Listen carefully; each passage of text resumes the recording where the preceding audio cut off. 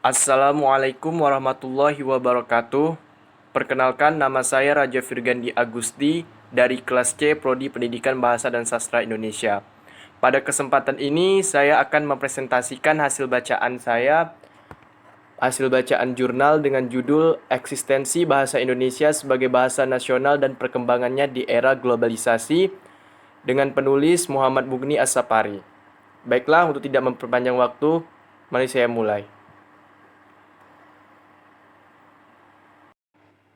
Baiklah, di slide pertama ini kita akan membahas mengenai eksistensi bahasa Indonesia di masyarakat. Di era globalisasi ini, penggunaan bahasa Indonesia populer semakin meraja dan terus muncul kosakata-kosakata baru yang membuat eksistensi bahasa Indonesia kian menurun. Tentu saja media televisi, koran, radio, internet, dan merek dagang import adalah faktor pendorong utama yang ikut mencederai kebahasaan kita.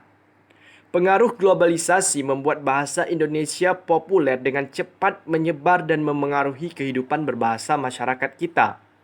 Fenomena ini sangat terlihat pada penggunaan bahasa oleh remaja saat ini. Muncullah istilah-istilah bahasa gaul, bahasa alay, dan sebagainya. Mengenai eksistensi bahasa Indonesia di era globalisasi, jati diri bahasa Indonesia itu perlu dibina dan dimasyarakatkan oleh setiap warga negara Indonesia. Hal ini diperlukan agar bangsa Indonesia tidak terbawa arus oleh pengaruh budaya asing yang tidak sesuai dengan bahasa dan budaya Indonesia itu sendiri. Pengaruh alat komunikasi yang begitu canggih harus dihadapi dengan mempertahankan jati diri bangsa Indonesia, termasuk di dalamnya itu jati diri bahasa Indonesia. Ini semua menyangkut tentang kedisiplinan berbahasa nasional. Pemakai bahasa Indonesia yang berdisiplin adalah pemakai bahasa Indonesia yang patuh terhadap semua kaidah atau aturan pemakaian bahasa Indonesia yang sesuai dengan situasi dan kondisinya. Disiplin berbahasa Indonesia akan membantu bangsa Indonesia itu sendiri untuk mempertahankan dirinya dari pengaruh negatif asing atas kepribadiannya sendiri. Slide yang ketiga, saya akan membahas mengenai dampak positif globalisasi terhadap bangsa Indonesia yang ada di dalam jurnal. Di dalam jurnal disebutkan bahwa dampak positif globalisasi terhadap bahasa Indonesia yang pertama, bahasa Indonesia mulai dikenal oleh dunia internasional. Tentunya dengan adanya globalisasi, semakin mudahnya kita mengakses teknologi seperti dalam handphone, internet, tentunya bahasa Indonesia mulai dikenal oleh dunia internasional. Yang kedua, meningkatnya pengetahuan masyarakat internasional tentang bahasa Indonesia tadi. Akibat dari globalisasi, tentunya pengetahuan-pengetahuan, mudahnya akses masyarakat luar sana mengenai Indonesia yang membuat meningkatnya pengetahuan masyarakat internasional tentang bahasa Indonesia itu sendiri. Yang ketiga, meningkatnya terjemahan buku-buku ke dalam bahasa Indonesia. Oke. Slide selanjutnya saya akan membahas mengenai dampak negatif globalisasi terhadap bahasa Indonesia. Berdasarkan jurnal yang saya baca. Yang pertama, masyarakat Indonesia tidak menggunakan bahasa Indonesia yang baik dan benar atau lebih menggunakan bahasa Indonesia populer.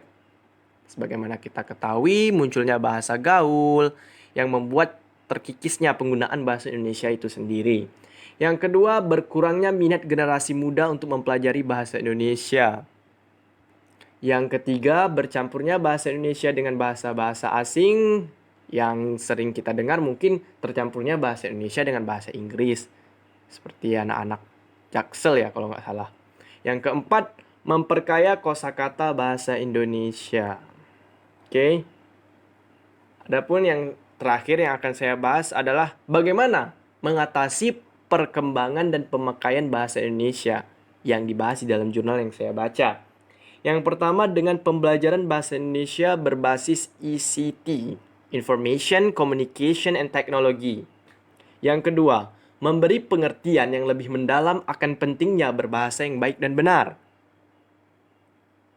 Ini mungkin bisa kita beri pengertian kepada anak-anak sekolah dasar misalkan, atau anak-anak remaja yang mungkin anak-anak remaja sekarang saat ini dominan menggunakan bahasa gaul yang mungkin kita sebagai mahasiswa harus memberikan pengertian yang lebih mendalam akan pentingnya berbahasa yang baik dan benar. Yang ketiga, menanamkan sikap cinta bahasa sendiri pada anak-anak atau remaja dengan berbagai cara.